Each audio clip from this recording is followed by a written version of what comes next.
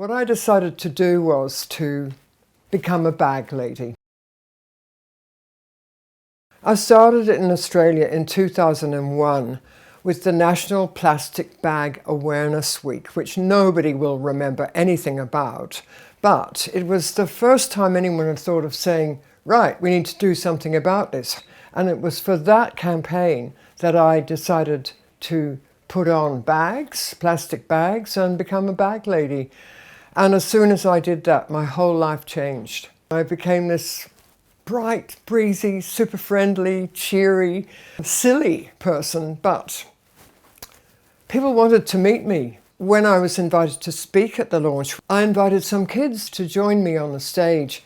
And that's where my real inspiration began. It was seeing kids light up when they saw an older person, much older person, looking ridiculous in bags and daring to say, look, we've got to stop this.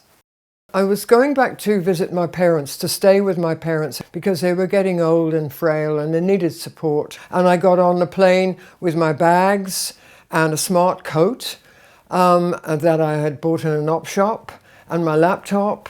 And I just was thinking, well, this is something that I can be doing while I'm back in Ireland.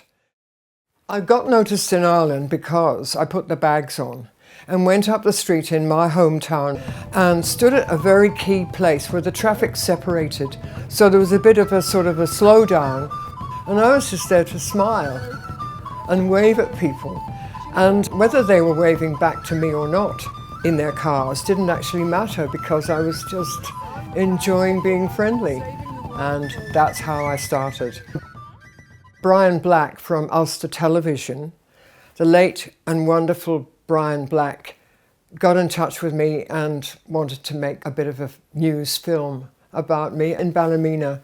And after that, everywhere I went, every town and village and suburb, people knew about me because they'd seen me on Ulster Television. And it was a time in 2002 when people were recovering in the north of Ireland from 30, 40 years of conflict.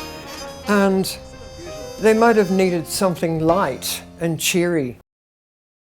I was filming the rubbish beside the River Main. It was hanging off the hedges and it was just horrible. I took the film to Ballymena Council, and Ballymena Council embraced the whole concept of Baglady. They needed someone who was going to attract a bit of attention to the issue.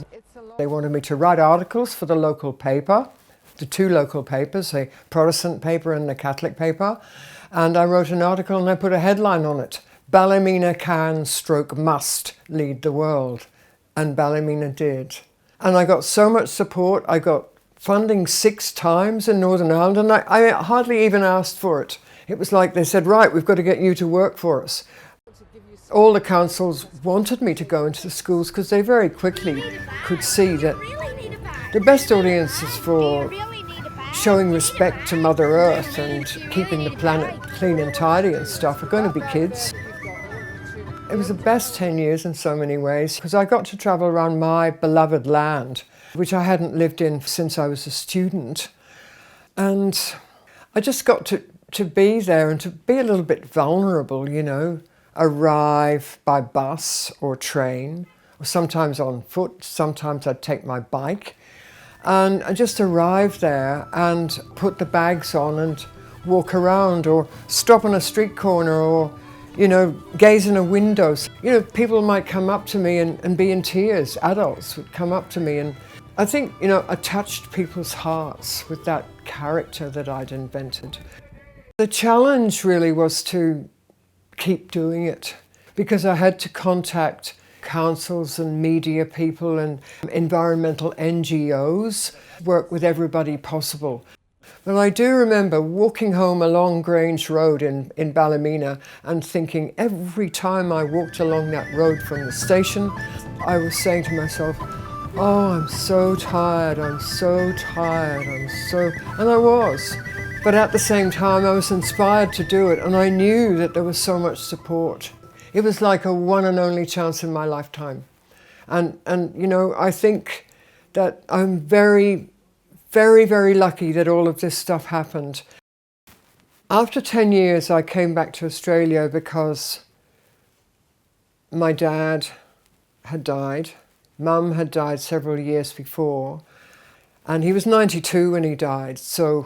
But before I left, I made sure that I had locked in everything I possibly could, so we had this event at Parliament House, which is called Stormont in Belfast, with politicians, teachers, school kids, NGOs. And we had a picnic on the lawn, and the rain held off until about a minute after we'd finished. I left Ireland with a wonderful feeling that I had launched something absolutely brilliant. Not just the Need a Bag campaign that I'd done in the early part of the time there, but I'd developed the whole concept of ASAP. And every time I mentioned ASAP, people would be just about to say as soon as possible, and then they heard as sustainably as possible. And it's almost like they thought, oh, right, I don't have to be running, I can slow down. I travelled ASAP all the way back to Australia. I didn't fly. And coming back to Australia, it was, it was deeply moving. Since I got back here, I've just continued in Australia doing the same things as I was doing in the north of Ireland, in Ballymena, because that's the way I like to live. Every morning when I wake up, I'm full of the joys that I'm doing this stuff. So what I do is I've got solar panels, I've got a battery, and I also have tank water, so rainwater that I drink. And I also have grey water recycling, which means that I'm putting the water that I use in my bath and washing, it goes on the garden. My inspiration, really, they're my two granddaughters, Ava and Isabel. They're 9 and 8. And they know so much more about the world than I did when I was their age. And they're so loving and so inspiring. And everywhere I look in my house, there's sort of some reminder of their presence here. And that gives me strength. Having just turned 80, being officially old, even aged, I reject that box because I know from what we hear in the media that people like me could live to be 100. And I tell you what, if I'm going to be living to be 100, I don't want to be just sitting around thinking about the latest challenge with whether I'm going to get adequate aged care or whether my nappies will arrive on time or whatever.